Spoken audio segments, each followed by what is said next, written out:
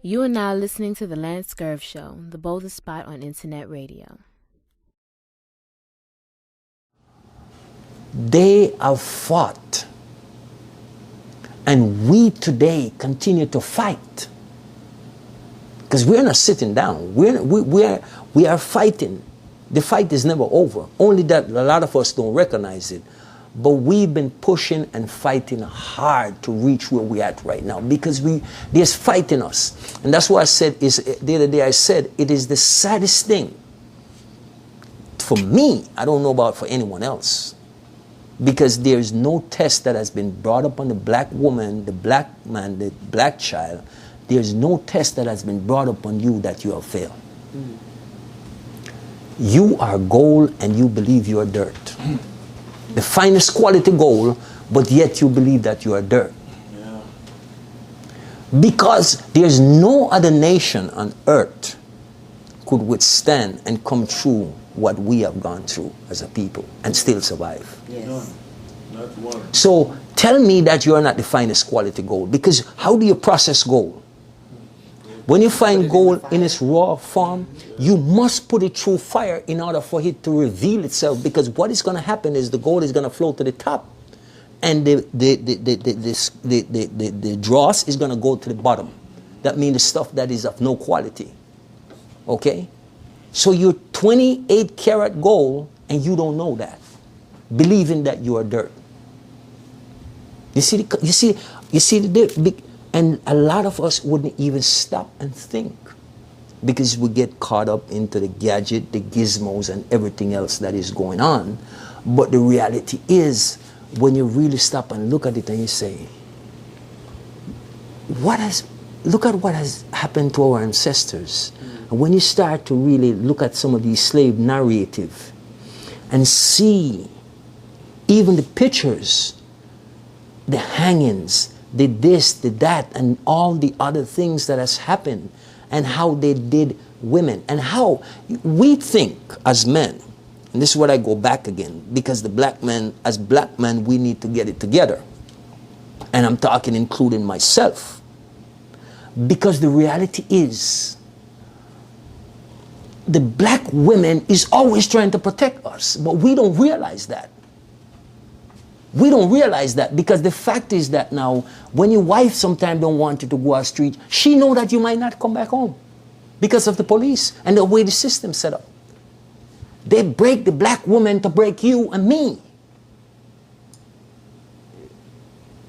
You see what I'm saying? That's why when a sister have her son, she tried to protect him, even to the point sometimes a lot of our boys become sissies, so to speak, because the fact is, because it's a protection mechanism that kicks in.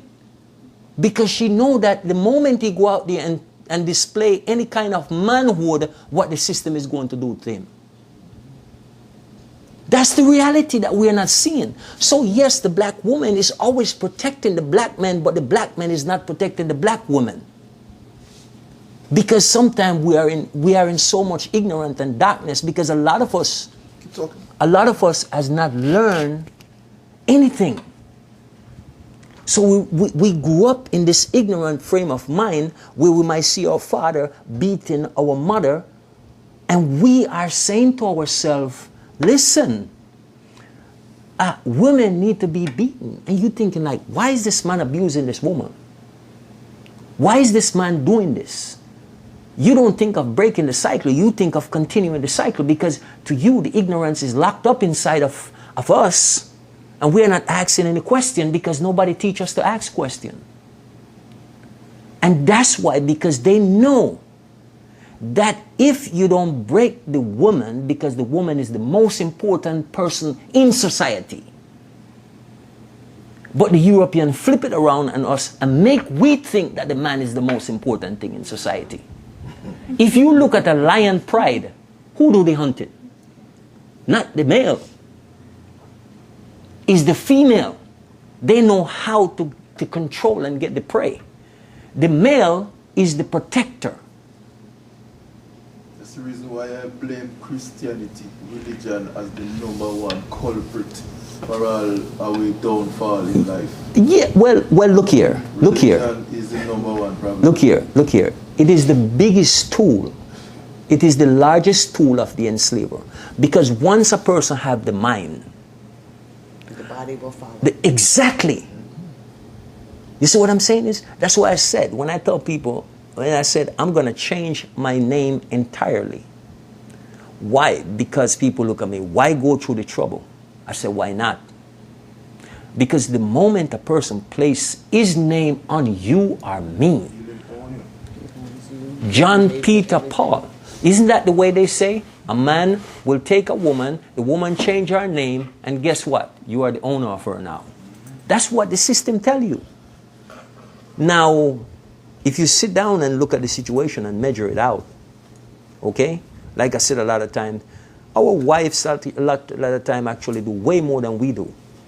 Me and you, we go out and we do hard physical work, but usually when you're around the house, if you watch your wife, she never stop working.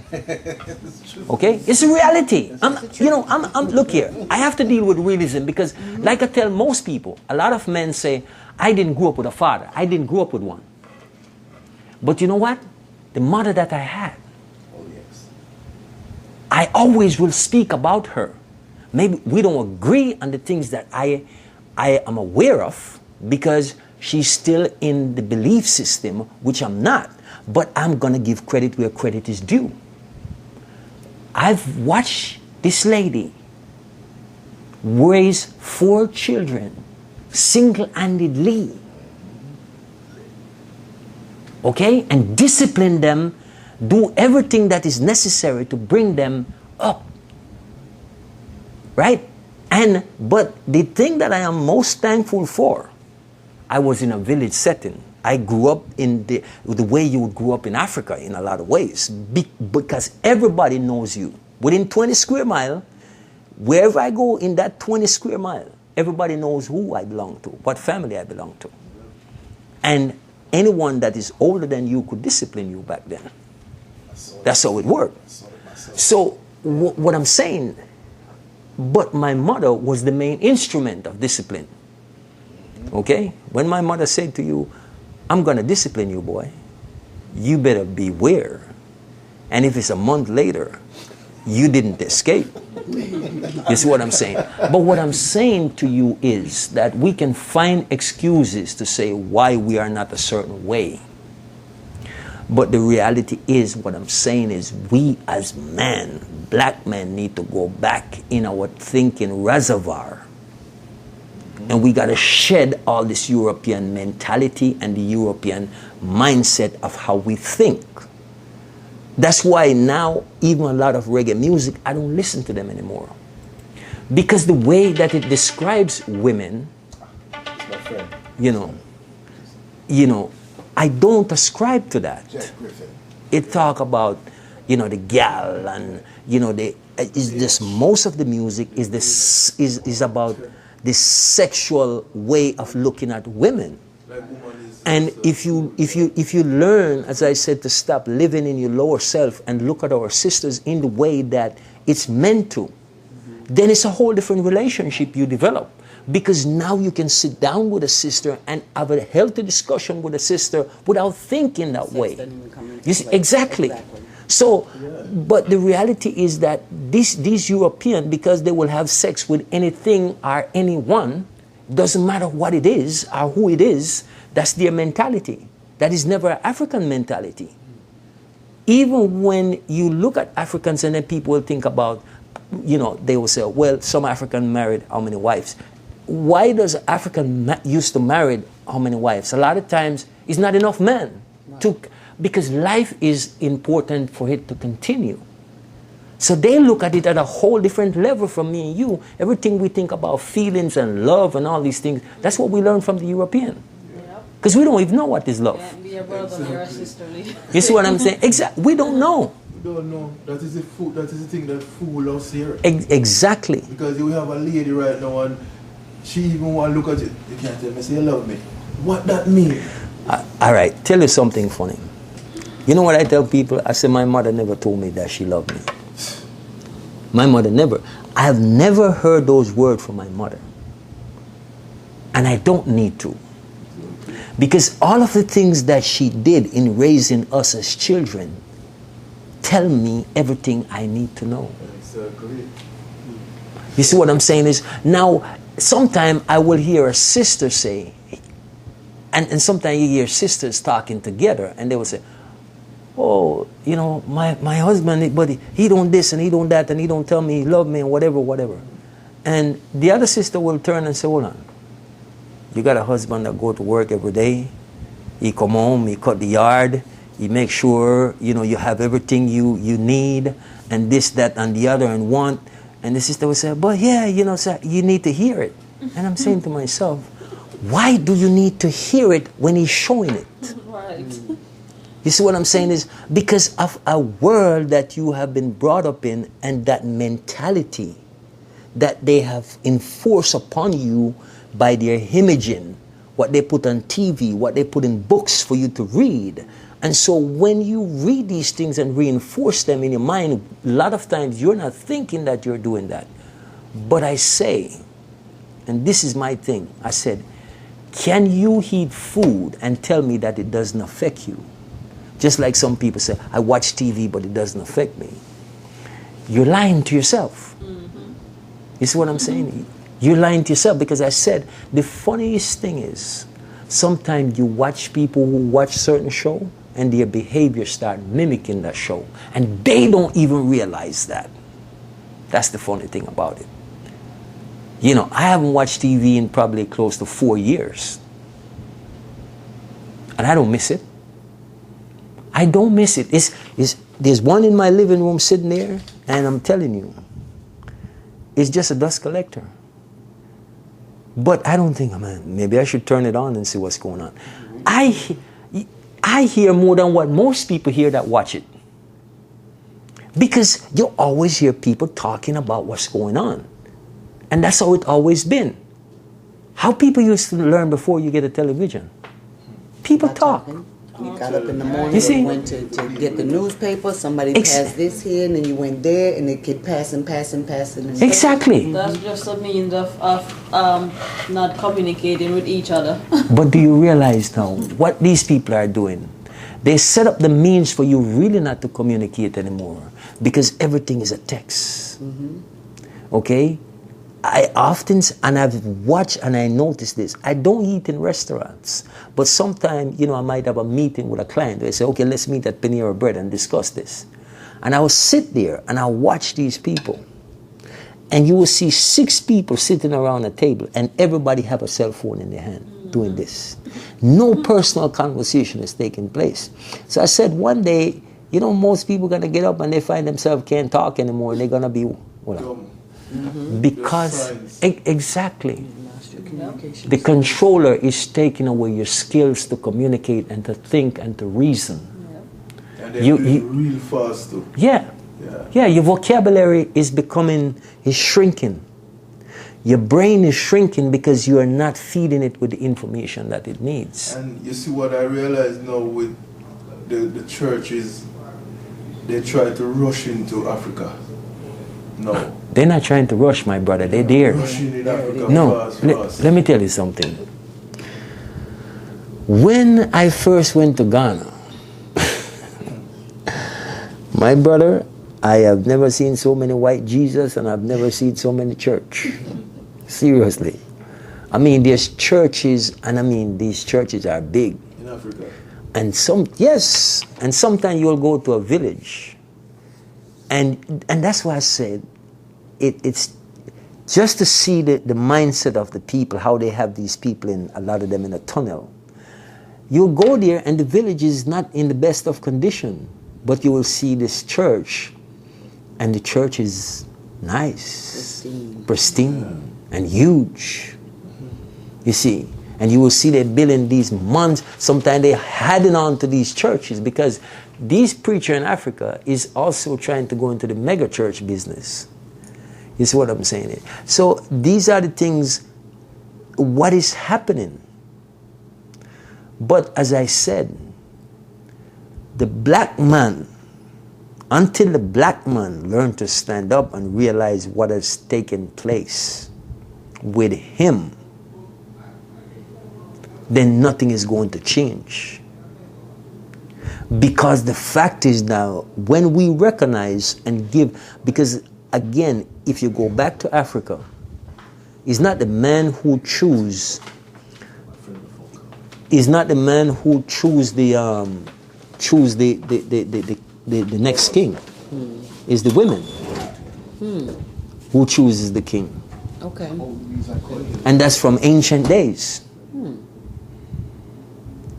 But here, women didn't always have the right to vote. It was always the men that had the right to vote. And we had to, what was it? Susan B. Anthony and the women's suffrage had to fight for women for the right to vote. Exactly. So that's a flip-flop. Right, that's what I'm saying. The African women, they had these things. They were in charge of things. That's why, you know, people think that the Queen Mother have a lot of power. You see, people don't realize these things. We don't realize and recognize these things. So those are the things that we have to come to, and we got to go back to. That's why I keep asking people, what was Africa before colonization? What was Africa? What was it? This is what I'm saying. You have all these queens, like Queen Minginaya and all these different queens. These queens used to go out and fight, actually, literally carrying a whole army behind them. So the thing is that women had power. You see, that's why Queen Nanny that they had in Jamaica was so powerful, because she was not just a queen, but she was also a spiritual warrior. Yes, what I'm saying is these women had the know-how. They was well-trained, military trained. So they had these ability. This ability has been taken away from our women. And now that's why when Sarah Zada Lee write the book, what is the war between the black man and the black woman? There was no war. This is only what the system created and fabricated against African people. So until we move ourselves from and recognize these things and say, no. We never had no war. You create this among us. You had a war with your woman, or your woman had a war with the white man. Because the white man didn't give her no privilege. She was just treated like dirt all the time. African woman was never treated that way. She was honored. Exactly. So that's why I said we need to go back before slavery. Because slavery is not where we started from. Right. We've always been here. We've been here for millions of years. But the reality is that we don't recognize these things, because who taught us these things? No system has taught us these things. So where we go back to the root of the tree where we come from to get educated in who we are. That's the only place to find it. Because this system is not going to do it for you. This system get everybody else to try to trample on you, that you will never come back to your glory. This is what I'm saying is, but as I said, now they see that things is flipping and flipping real fast. Everybody's running to the door of Africa and say, oh, we want a trading partner with you now. Because they realize if all Africa come together, what the hell are they going to do? Man, that's going to be some stuff. What the hell are they going to do? That's why you have the African ambassador still in Africans in America and in all the diaspora. You need to start to invest in Africa, because we want you to help to build the infrastructure. You are the children of Africa. You have all rights to it. Right. And that's why we are inviting you home to come here and help to develop Africa. So the fact is that now, when these people come to the doors of Africa, you can determine if they come in or they don't. I like that. No, blackball. That's it. You see what I'm saying? Yeah. You know, so the table have to turn sometime. Because these people think that it's going to continue that way. But the funny thing is, whatever you sow, you're going to reap. Right. They know their day is coming. They know. It's not that they don't know.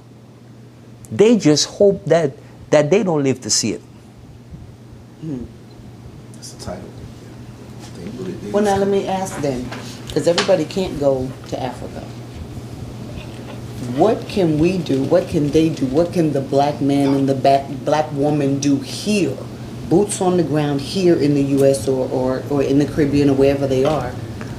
Well, what we can do here is a coming together as a people. What I'm saying is that all of us can't really, let's say, take up and go to Africa. Right. But what we can do is invest in Africa. Right. Because you take your money from here and you have to get with the right people who are genuine. You have to put research into things. Not because a company say, I'm Pan-African and I want to go develop Africa. You have to see people who are already putting in the work. And there's actually a lot of American, the born Africans in America and in the Caribbean that has moved to Africa for quite some times, because we met quite a few of them. They have business there going. They have all these different things. And there is lots of investment there that can be done, such as things like solar. People are, that's the next thing for the future, is clean energy. And when you think about a place like Ghana, you only have 2 seasons, the wet season and the dry season. You always have sunshine.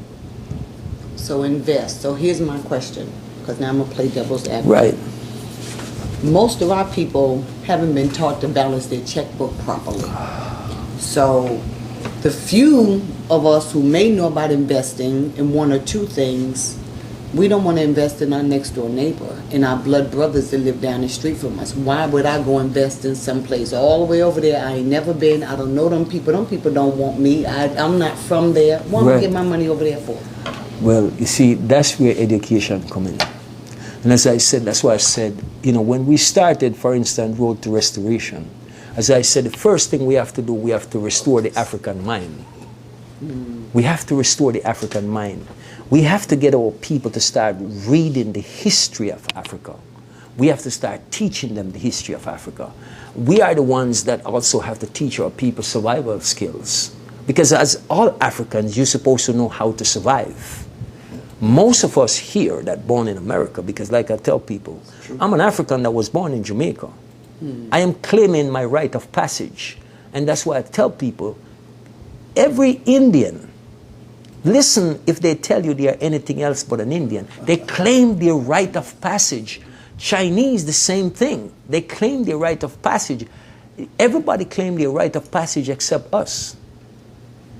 Once you start to, because if you don't claim your ancestors, they're never going to claim you.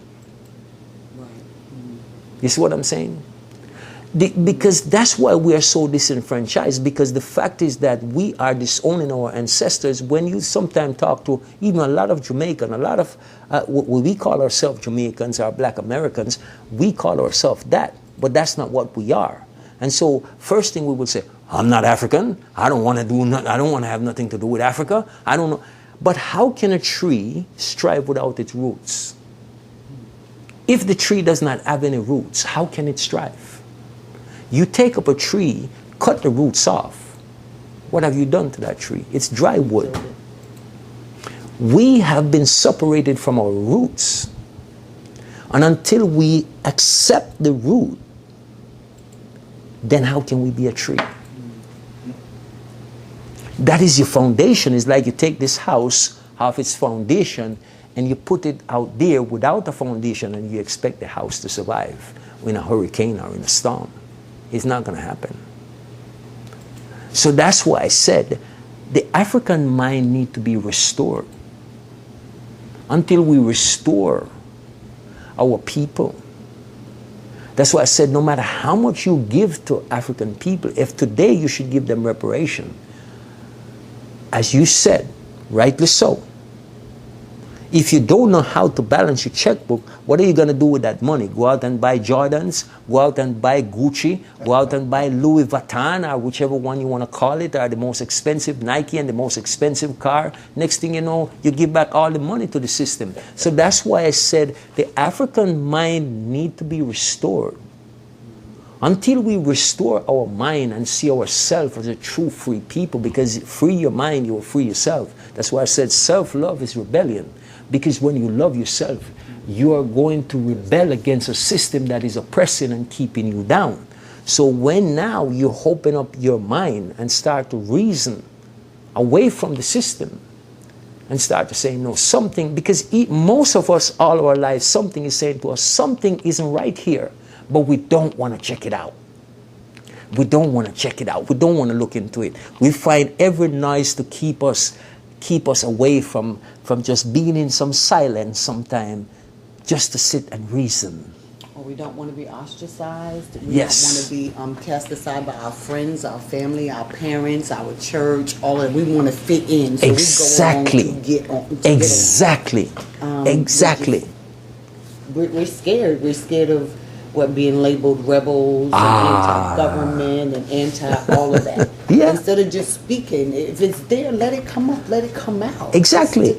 Just Exactly. Like when I struggle with that. I struggle with people who just be quiet when you know better. It's in here, and you know better. That's my point. You see, it's innate. You will sometimes see a person and they are being questioned about certain things, and you could see it on their face that they want to say it, but they just choke. But, like I tell them, I says, most white people, even though they will watch the videos that I do, and they will see me and know me, they're not going to approach me. They're not going to say anything to me because they know that I know who they are. I know their history, and I know what they have done. And so they can't come to me with any argument that I cannot refute. There's no argument, because I can tell any one of them, I don't care what position they hold, come and sit at the table with me. And at the end of the day, I'm going to show you that this is who you are. And you can't refute it. You see what I'm saying? It's like the ones that say today, I have nothing to do with slavery. Yes, but the money that you borrow to buy your land, the money that you borrow to buy your house, the money that you use to start your business, is all enslaved money. So tell me how you're not involved in slavery. And not just the money, the systems that are in place and how the systems are put in place make it favorable for you to purchase a home Exactly. at 4% interest. Exactly. I need to purchase my home at 6%. Exactly, at 10%. Exactly. Right? No, so when I go down to the car dealership, I get a different price from you. Exactly. Okay? Because it's fixed in place to suit you. So what I'm saying is that is where we need to realize now. So look, we have give this place free investment, free money, and everything else. Now, if we don't look at it and say, you know what? Yeah, I really need to start thinking about the motherland and what's going on there. You have the richest continent in the entire world. That's why if a person look at you and tell you, say, Africans are bad people, I don't care if they're religious or not, why would the Creator take the worst set of people, because that's what everybody labels us at, and give them the richest continent in the world? Good point. Good point. If you are the worst, why would you be placed in the best? Exactly. Good question. You see? Thank you. And that's the thing that I say to people, think. Because they have you in a state where you're not thinking, and that's where they love to have you. Once you start thinking for yourself, okay? Just like the other day when I heard the Rwandan president, this woman was interviewing him and this other guy, and she was making some question and making it like, okay, he said, let me ask you a question. He says, okay, so you guys want to make it like, okay, you want to determine something to do with like about what was the exact word? I don't want to misquote what he says, but it's like they want to determine that everybody else should live a certain way. But he says, who died and make you the boss? So if you right, so if you're telling me about all these things that is going on in Africa, are you saying that they're not happening in Europe? Are you saying that they're not happening there? So you basically, that's what I said. These African leaders need to put themselves in a position that they can start saying to the, can I have a little bit of that thing there, Salt Lance? To these Americans, we will have no trade deals with you until you stop brutalizing our sons and our daughters. You see, this one. Yeah. That's what you have to do. You have to put yourself in the driver's seat. And for me, I tell people, as long as I'm here, I'm going to speak. You don't have to like me. I don't care. You see what I'm saying? I love myself, and that's all that counts. you know, we have the mentality, and as I said, any day we can look in that mirror and say to ourselves, this is who I am, this is who was created through my mother, and this is who I'm happy to be. I don't want to be nothing else or anyone else. You see, that's the place that we have to reach. Because if we don't reach that place, then we're going to always have issues. So, you know, it's the reality. And we have to deal with it. But as I said, most of us don't want to deal with the true reality of things, because the fact is that it's going to bust our bubble. Yeah. We're going to look up and realize we live in a lie. Yeah. We are living a lie. We are a lie. Everything is that's the point. Lie. That's the point. And then that's the point. If you realize that everything you've lived is a lie, or most of it, what's the truth? There you go.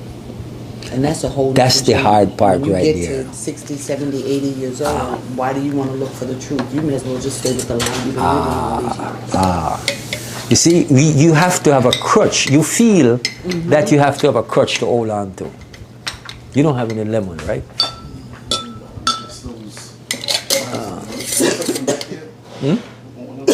Yeah, if you don't mind. Yeah, but that's the point, my sister. You just made a very great point right there. We don't want to admit that we have been living a lie. That was hard for me. I think back in 2010.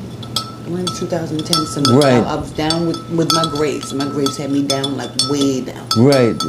I recovered from my stroke. I was getting my energy back. Right. And I think I was on like 12, 13 different medicines. Wow. And as I laid in the bed, I kept saying, I'm doing, what is it that I did wrong? I don't understand. Because this is not, I've done what I'm supposed to do. Why am I here? And I kept hearing, you have everything you need. Finally, one day I got up and I sat at my kitchen table with the laptop. Yeah. And I started with my medicines. Yeah. I started researching all the different medicines, looking for the contraindications, the side effects, all of that stuff. And before I knew it, I was down into the actual research that was being done by doctors and scientists around the world for my conditions. And I'm reading the actual studies. And it hit me. Before you know it, my thing is, this is all a lie. Yep. This is a plan. It's a plot. They're intentionally hurting, destroying people. And I don't know, at that point, I didn't know what the end game was. Right. But I knew, dang, this is wow. And I'm just sitting here like, gosh, what do I do with this information? What do I do with this? It was a major thorn in my side, if you will. Yes. And over time, I finally began to start to speak. Yes. Share it little by little, and again. So I've realized that I'm living a lie, and I start to tell people. And what happens? This one doesn't want to talk to you. That one says you're crazy. That one says you're anti-government. That one says you're a conspiracy theorist. This one says you've been reading too many books. You've been eating the wrong foods at night. You name it, I got all kinds of labels. But I continued on. And then and as well changing my diet. No, I don't want to eat that. I don't want to eat that. No, I don't want that. I don't want that. People, what's wrong with it? No, it's okay. No, it's not okay. Look at the label. Look. Yeah. Just really. So you don't want to give up your lie. It's easy to stick with the lie. Yes. To pretend that everything's okay. Yes, definitely. But it's not, because how much can you do to make a difference anyway? Even though once you acknowledge that it's a lie and you find the truth, how many more people are willing to own up to the fact that it's a lie? There you go. Willing to take on the truth and change the lifestyle and possibly change the trajectory of what all is going on. Exactly. Most are not willing, and that's the sad part. Most are not. It's easier to follow what they say, follow everybody into hell. Than to stumble into. Would you stumble into? Why was it you follow the crowd or something instead of being the leader, or whatever the saying is? The thing is, you are absolutely right. But I'll tell you, the funny thing is that all of us, as I said, when we came on this plane, we came fully capable of leading ourselves. Okay? We just allowed the system to dumb us down to believe otherwise, because it's all a belief system. If you don't believe in it, it can't work. You see what I'm saying is, but the believe make it work. You see what I'm saying? That's why when I tell people I don't believe in Jesus, so Jesus don't work for me. The reality is that now I get up and I know every day I have to go out and produce. Right. Okay? But I tell people, I said, look here, through the time that I used to be in religion, when I could say that I've read the Bible and I've studied the Bible, and during this time, I said, stepping away from all of that, coming into true knowledge and looking at the Bible through a whole different eye. And in this Bible where Jesus says, anything you ask in my name, you shall receive. So how is it that I got to go out and work when you said anything I ask in your name? You didn't say anything I work for. But anything you ask, you will receive. So I shouldn't be working then. I should just be asking and I'm receiving. Because you say, I'm your son, I'm a disciple of yours. So why is it? Right. So why is it that I still have to go out and work? If I want a house, I don't just call on the name of Jesus and say I want a house. And people say, Jesus, give me my house. When did he give you your house? When did he give you? When did he assist you to get your house? He never put anything there.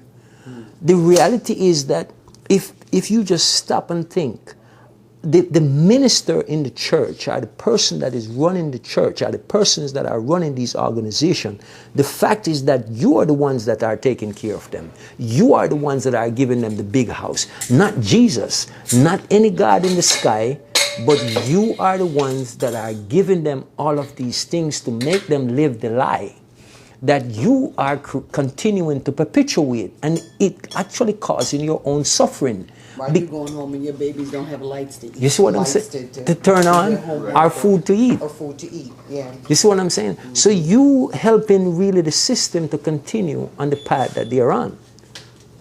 Well, but you can't withhold your tithes. You can't withhold your money because God's going to get you. The Bible very clearly says, will a man rob God? And if you don't give that money and something happens, let's say if you're driving down the street and you by chance have a flat tire or something, see, that's God paying you back because you didn't pay your tithes this week. I have people right now that, when I was going through what I was going through, I know a lot of them is saying, yeah, God is teaching them a lesson because our Jesus is teaching them a lesson because he's saying he don't believe in Jesus, so Jesus is trying to bring him back to, and I laugh because, the funny thing is like one of my cousins said to me, he says, they call me Kez when I was, most of my family call me that. He says, Kez, he said, I don't know nobody that know the Bible like you.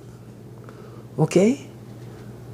And how can you know what you know with the Bible and now you're telling me that you don't want to have nothing to do with the Bible? So I asked him, I said, let me ask you a question. When I was growing up, what did I have to compare to the Bible? Nothing. You see? You had no comparison.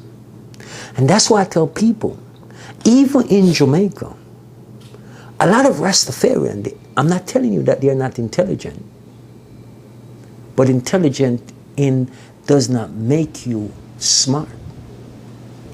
Because you leave religion, or you grew up in religion, you leave it and you became a Rastafarian, but you took the principle of Christianity with you because you're still quoting from the Bible, you're still talking about your 12 tribe or whatever tribe, or this amount of tribe, or you're still believing in the Bible. And if I come to tell one of them now, say, look here, this is where your Bible come from. Okay, it's not an African book. Many people keep saying that, especially these Hebrew Israelites. Yes, there's things that relate to you and I in there, but it's not an African book. Because it's a book to trick and control you. There's codes in the Bible that you need to see and you need to know how to break them. And the guys that who teach it pay very well by the top. Look here. When these people get together to put this book together, like I tell people, every church, I don't care if you're Muslim, Seventh-day Adventist, Jehovah's Witness, call it whatever, you're all underneath the Catholic Church. Yes, all of them. You're all underneath that. And all these people, your hierarchy, they go to meet with the Pope under the cover of darkness or whatever when you are not there, you are not seen. Okay? And you think that you know, but as I said, let me ask you, tell me which president of the United States has ever become president without going to visit Rome? Okay? So you have to realize how the system runs. And all of these things that we are not realizing, we are African people, and it's the Roman Catholic Church that institutionalized slavery. The enslavement of African people came right down through the Roman Catholic Church. And it started with the Muslims, right? Well, it started with the Muslim about 1,500 years ago. Okay? They start moving, taking people out of Africa. So slavery has actually been happening over 1,500 years. It's not just yesterday that it's been happening. But the realization is that we as a people need to come to the point that we have to stop it. Nobody's going to stop it for us. Nobody's going to change it for us. We can't look to nobody else. You see what I'm saying? So when you get up every day now, you have to decide within yourself, who am I? What am I? Am I a follower or am I a leader? And who am I following? Because if you're following somebody else, wherever they lead you, that's where you're going to end up. If you get up, because a lot of times you get up and you're thinking like, okay, this is what I'm going to do today. Okay, because you're a leader. You scope out things already. Even if you have a business, if you have a job, you scope out things and you say, this is what I'm going to accomplish today. You might not get the whole thing done, but you know. I met a brother. He's from here, was born here, moved and he's been living in Africa for like 25 years now. And his name is Nicky O'Shea. And Nicky O'Shea said to me, he said, look here, my brother, I'm going to tell you something. He says, every job that I've ever done in America, he said, the white man, he showed me the job, but I'm the one who teach them how to do it. No, seriously, that's what I'm saying. If you as an African just think, when you're on a job, you are the one, you decide how that company runs, but you don't know that. You're the one that they depend on to train all their people because they don't know nothing. They are as empty as a shell that a clam or an oyster come out of. Yeah, because I do steel work. Right. And the guys them who set them in the office in them white shirt, when me up there and lay steel and tie steel, them come up there and them don't know how you do it. Okay. Not even the plan, them even have the plan, but them don't know how to do it. Look here. I've seen it all the time. Let me tell you this. I work in the pool industry for 19 years, okay? And all these owners of a pool company, okay, they tell you they build pool, but they don't build pool. They hire you to dig the pool. They hire you to be the guy who steal the pool. They hire you to shoot the gunite in the pool. They hire me to come and do all the finish work on the pool, okay? Build the waterfalls and do this, and they have a plumber that comes in. So most of them, if you just tell them, say, okay, go and build, take all the machinery and go build it. You see, the white man is always walking around with a clipboard and a pen. Okay? Because all he's doing is stealing your knowledge. He's leveraging. He's stealing your knowledge. Your skills. All the time. Like Airbnb and Uber. Yeah, because look here. The entire, what we don't realize as Africans, we build this entire world. We build it. You go to Europe and you see these massive buildings from back in the days. Who built them? African people. Black people build them. Even the slave dungeons in Africa, who do you think built them? You think the European built them? They were built by your own hands. And there is where your ancestors end up, in the belly of these places. And that's the reality that we need to see, that these people didn't build anything. They used the African knowledge every step of the way against you, and the whole world come and use the same knowledge against you. That's why I said they have no culture. None of these people have culture. They don't. That's why I said, I'll tell you, and I've said it many times, and I've said it, and it's been, and I can prove the white man is not a natural man. He's not. and the reality to prove to you that he's not. Show you. I will get 2 babies, one white and one black. And I will play music and see which baby is going to dance without you taking it to school. Let me tell you something. No. But every time, and I've seen, these are things that I witnessed. I've seen little black babies, just 2 years old, 3 years old, that's dancing like there ain't no tomorrow. And I hear the white mother will say to the black lady, what school did you take him to learn to learn to dance like that? This is what I'm saying. I say, school. Right. What school? Because we are people of nature. Look in the trees. When the breeze blows, what does the tree does? They dance. They move according to the natural rhythm of life. Anyone that cannot move to the natural rhythm of life is not a natural person. Yeah, that's the reason why we're so confused, you know. Okay? Because we have, there is, who them are trying to show you that they are God. There's no man on earth is God, and there is what they are looking for as God. It's just natural life, nature. Oh, there is God. There is no God like there is, like you have a man, minister, you have the Pope, you have whatever. There's no God. Well, they create that. There's no Jesus, there's no Allah. Right, but that's what I'm saying. They create that into a systematic kingdom for them to control you. Yeah.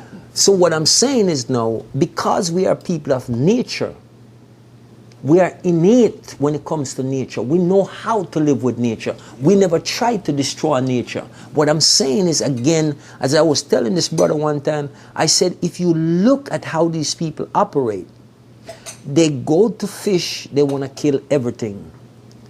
They go and they hunt down animals for sports. Yeah. Black people are Africans. You don't hunt for sport.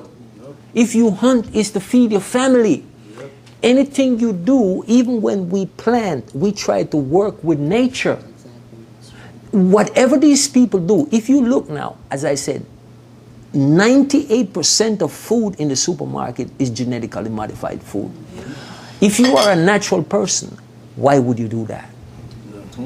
Why would you do that?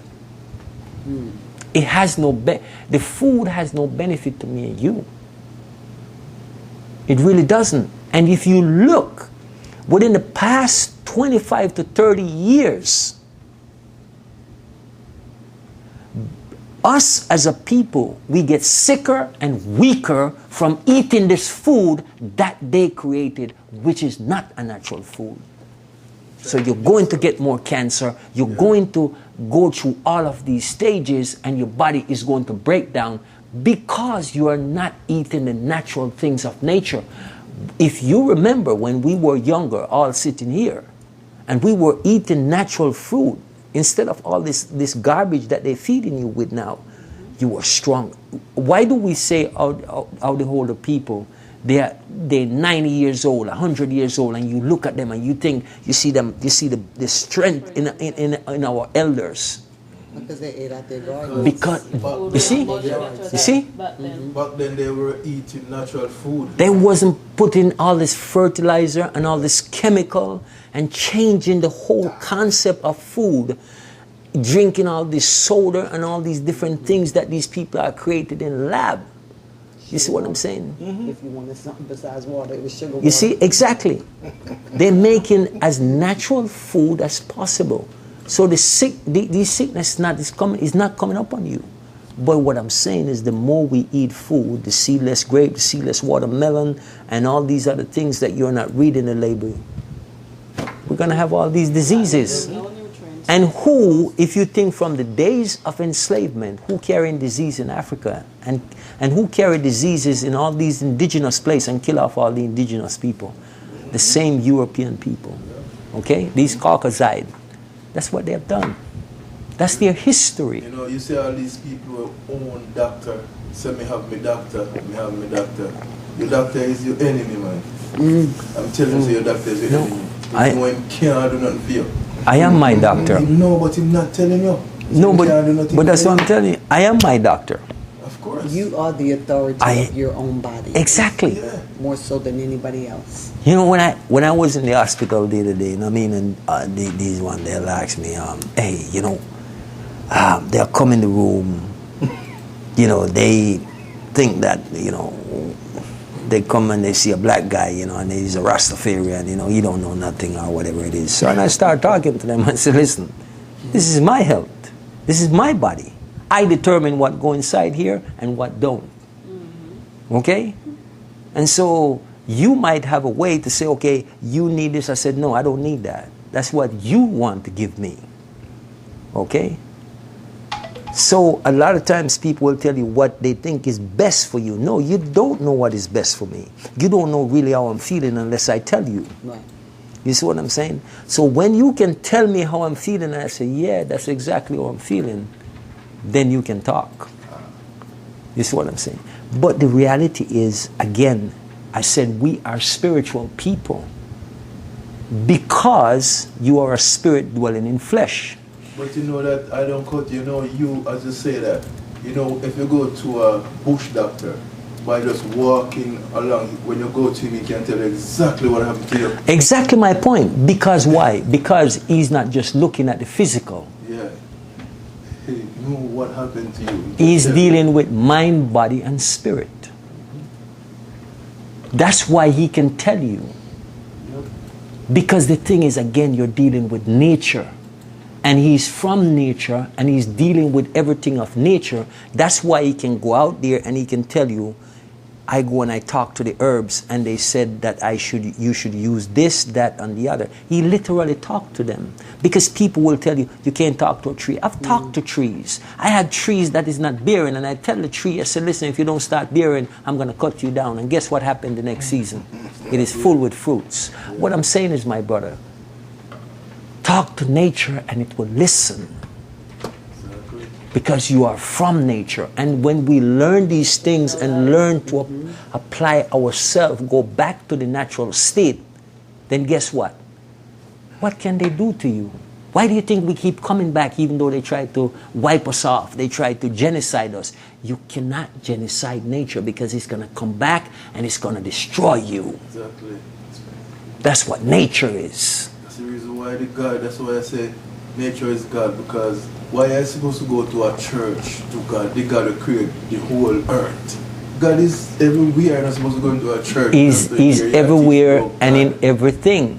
So that's why I said there is no man can come tell me nothing about no God in this church, that church, Allah. All of them are just confused. Or a person should be Yeah. going to school to learn to teach you about God. No, but you really and truly, when you think about it, there, you know, only back in those days they have special priests that go to certain school back in Africa and back in Kemet. And sometimes you have to spend 50 years in a school. So if they were spending 50 years to become a particular kind of priest, how long did you think they live? You see what I'm saying is, Africans was living to be 200-300 years old without any issue or any problem. That's what I'm saying is because we live with nature.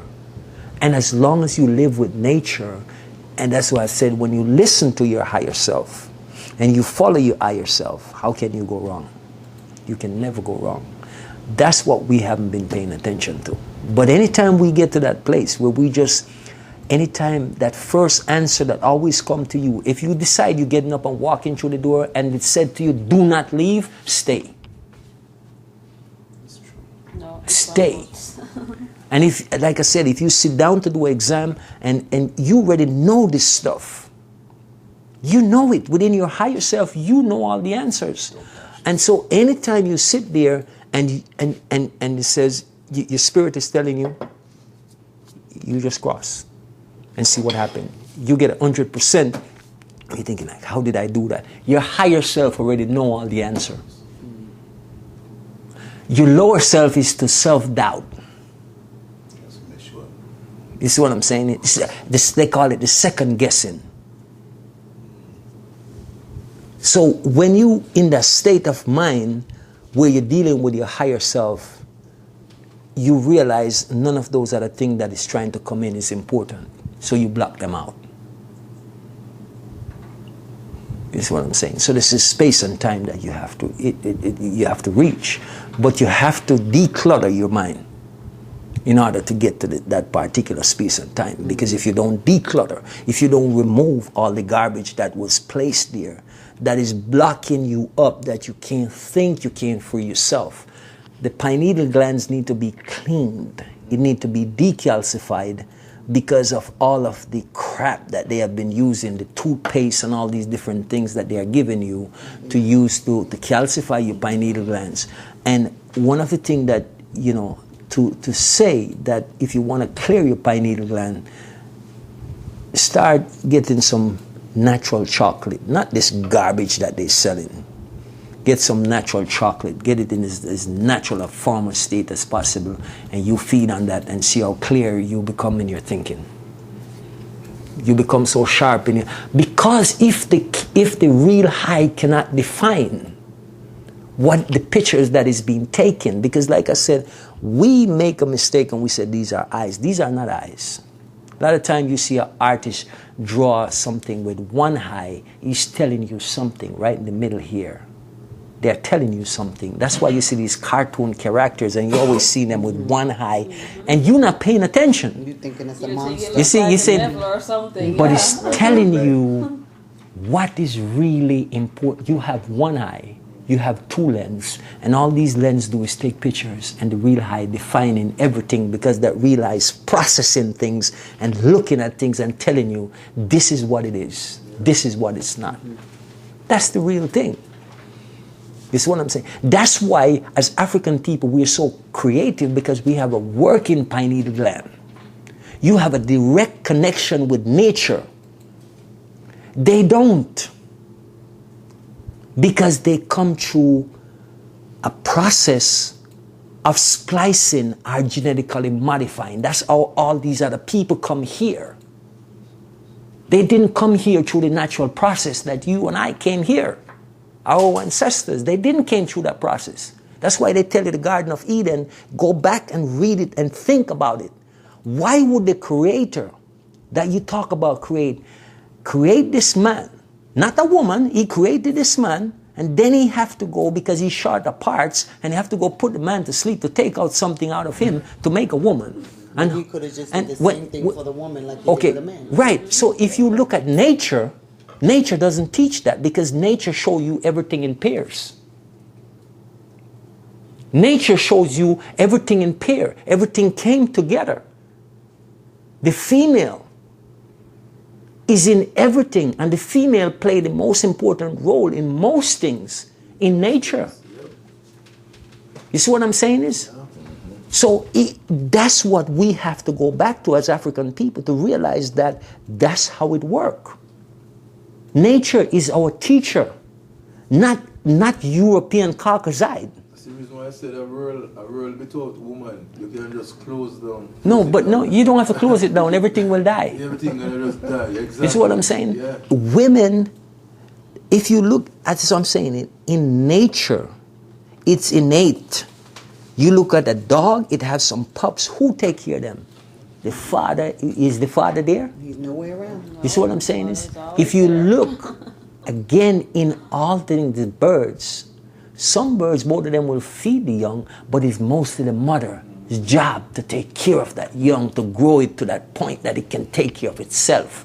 What does that tell you? How important a role does your female play? Why do you think white supremacy break the black female again to come back to the circle to control the black man? Because if he can't control her, he can't control you. But that's what we're not seeing, because we follow and fall into the traps that they continue to set for us, because we are not critical thinkers. We are not people who are stopping, and we get caught up with every schism and schism that they come with to keep us in this cycle. If I'm right there, the Adam and Eve story, in the Adam and Eve story, when I said the snake showed Eve the apple. If I'm right there, from there, them start to use the woman as they try to be like kind to the woman. Like the woman is the subject. Them always give the woman things. Because the man it's like the man, they try to, like in America here, they try to do everything for the woman.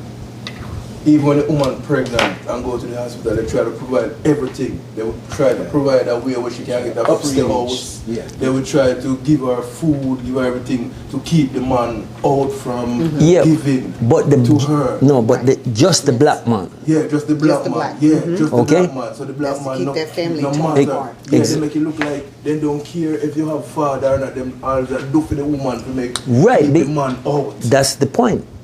That's what I'm saying to you, because they want that mother to break that boy, especially that boy, and also to keep the daughter in line. If you are there as a father, no, you're gonna say no. My son ain't gonna be raised like this. My son gotta be a man. He's gonna be a warrior. Exactly. You see what I'm saying is, but they don't want that. No. So that's what I'm saying is. So we have to become critical thinkers as men again. As black men, we have to sit down and we have to figure out why we are in this continuing cycle. And it's only you can break the cycle, because you have to catch up on what they are doing to you and decide, no, this ain't going to continue. I'm going to change the dynamics. Start respecting the woman. Exactly. Start honoring her, exactly. no matter what. Even if, and for years, for generations already, we black women and black men have been at each other's throats. Yes. Well, there comes a time when we have to call a truce. Yeah. We have to say, I'm sorry. Exactly. I didn't talk to you the right way. I fell for the trick of the powers that be, and I dogged you out, and I humiliated you, and I emaciated you, and everything that I could have done to hurt you, because this is what they put in my mind. Do you forgive me? There you go. And then the same thing the guys have to say, the same thing to the women. Yes. You know what? We left you. We dishonored you. Yes. We made you all kinds of bitches and whores. We put you in thongs and all of this stuff, when we parade you on TV and we throw money at you and we degrade you and we make you less than a dog. Yep. I'm sorry. Yeah. And no longer will I accept that. And no longer will I watch it. No longer will I put money in it. I'm going to let my kids do it, etc. Guys got to stand up. Exactly. Because if you don't do it, guys, guys, if you don't do it, they're not going to respect us either. Exactly. When do you stand up and make them respect your women? They're not going to let you disrespect their women. All right. Exactly. So that's the point. That's what I'm saying. So we got to stand up for that principle. That's why I say I don't believe in laws, because law is to subjugate man. I believe in principle. The principle of nature never changes. You cannot change the principles of nature. Okay? They are put there, and there is always there. That's why when you're a principle person, you need to change. What do you need to change about yourself? Because if I tell you I'm going to do this tomorrow, I'm going to do it because I'm a person of principle, not of law. Law is to subjugate and to control. You see? So I'm not into that. Like I said, I'm from nature. So I'm going to do it nature's way. Nature, man. You know? But anyway, guys. I did. So moment I hate I know. come around. I was the one who lead you here, so glad to have you here, because we have to share that kind of situation with you, to make you understand what's going on, because you guys and you guys is not say the leader, but you guys is the real, you know what I'm saying. So we have to make you guys know what's going on. We have to help out each other. No, but but that's what I'm saying. Yeah. All right, you remember the last time we all gathered here after Road to Restoration. We all was here and we sat down and we had this conversation, right? And what we were saying, how long have we known each other? But yet we could come together and we could have these in-depth conversations that nobody wanted to leave. Everybody was comfortable. It's like, this is what the powers that be do not want. For us as black people to be able to come together and converse and figure out how we should put our own priorities together and build back our own nation and build up and strengthen our own people. But they don't have the means to stop it. As I said, the information age came about and they thought that it was going to work only to their benefit. But you see, the ancestors is always making sure things is turning. And the universe is always turning. So the reality is, do you think that the scale and balance is going to stay in balance forever? You're wrong. You see, so that's the reality, and that's where we have to realize that we as a people, yes, we might sit here in a small group with 5 or 4 of us, but how much small groups are sitting in around tables at this point and doing what we are doing? So what is that saying to you? It's a coming together. It's a calling of a people. That's right. We just have to realize that, and we have to do what it takes. Because just these little things here, what is it doing for us? It's building trust. We know who we can trust from who we can trust after a while, because you start to weed out. Right. You start to really see in people, and you got to see the people who really have skin in the game. And the people who have skin in the game, they will stand up. If you know, like I tell people, for instance, doing Road to Restoration, what are you there for? What purpose are you there to serve? Are you just coming to the meetings to sit there? Are you coming because you want to play a role? You coming because you want to volunteer to go and help your brothers and sisters to go and build a garden where you all can feed yourself from? These are things that we have to commit to. That means skin in the game. So it's showing your willingness to do. And as I said, if we just think about putting an hour away from that thing called television, or 2 hours, and go work in the garden, tell me how much better you feel tomorrow or tonight, even before you go to your bed. You feel fulfilled, because it's nice when, I don't know about anyone else, but when I put something in the ground and I watch it grow, I think one of the greatest feelings that I've ever had is watching that seed coming out of the ground. And to eat that fresh. And to eat, you know what I'm saying? You know, you just imagine when you know, like, I remember I have a few mango trees at my house, okay? I remember when I plant those mangoes, I had them, I mean, Lance can tell you the size of these mango trees right now, but I remember when I put them in pots when I started catching them. And these mango trees are huge now, and they bear a lot. But my point is that, you know, to see these things come from where they come, right? Like I plant these banana trees in my backyard, and, you know, a few months ago I had a nice bunch of banana in my backyard. You know, to watch these things manifest themselves. You know, I got a little banana sucker, it probably was about that tall, one of them. And I think, like, man, this thing is fighting to grow. Now this thing is like way up here and ready to, you know, put out bananas again. You know, but it just, to see that manifest itself. This is what we need to teach our children. If we were teaching our children these things and let them realize how important nature is and how important it is to plant things and grow things, we would be a different people already. But I'm saying it's not too late. If they saw that it came off a tree or out the ground instead of Walmart or Kroger or H-E-B, imagine that. That's the reason why. That's what they need to see. Yes, absolutely. Know that mango grows on trees. Exactly. Yeah. You know, we have 1 million people on YouTube, you know, 1 million people. And when I go on YouTube, I was looking around for, you know, this guy is the only person I see that pulled me to where I can sit right here now. And when I show my son that, yeah, you see this is where we go right here, man, and this guy will watch all the time. Because if you're not saying nature, you're not gonna get. Because, you know, every day she look at me and say to me, why can't you find people like you? Because I'm a different, I don't watch people looks, you know. Because if you say nature, you will gradually just come together. Yeah. But anything you have to have fight, and you have people want to sign you up and want to know when you have this, you have that, and all this. Then you tell about Jesus and Allah and this couple of confusion and your jacket and tie and your this and that. You know, you. Nature is God, and anytime nature is God, you will find the rightful people. Yeah. And that is why I'm here. Yeah. Yeah, because I respect you, man. Well, respect you very much. You know, I have to say, you know, I mean, I give thanks. I give thanks because, as I said, you know, for me, it's a very humbling experience. You know, when your ancestors can use you to help to bring your people into the light. It's a privilege and an honor for me to do that.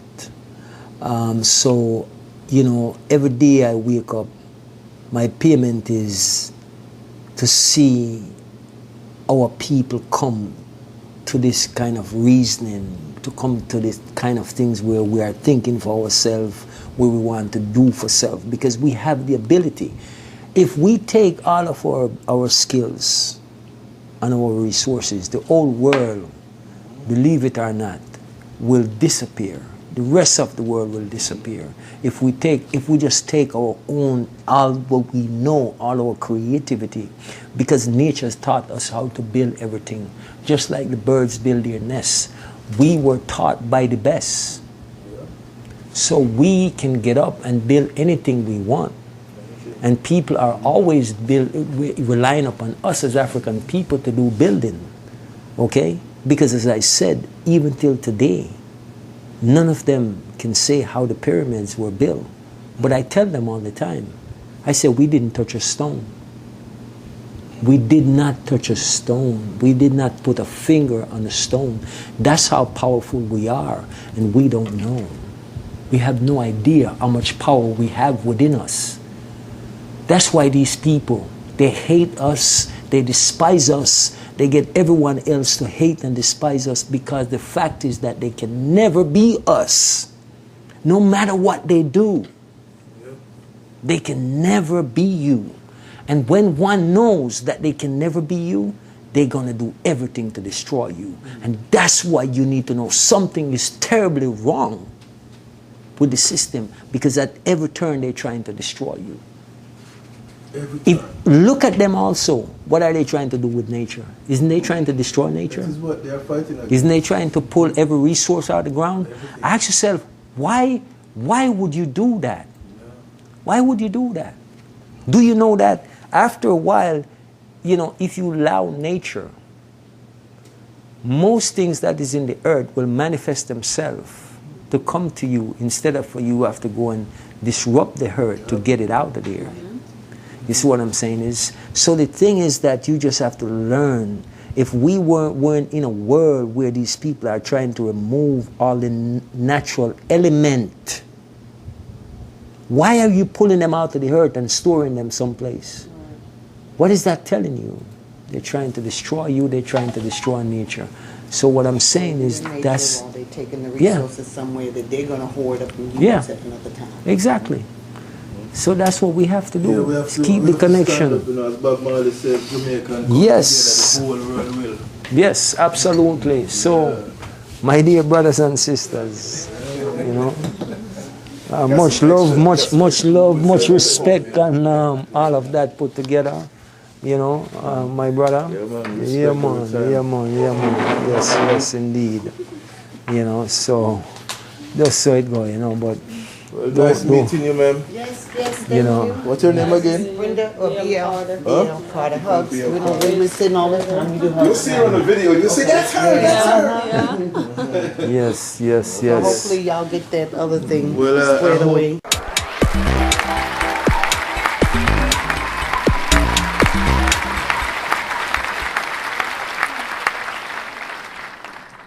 Make sure to check out the boldest blog at LanceScurv.com and follow Scurv on Twitter, Facebook, and YouTube under LanceScurv.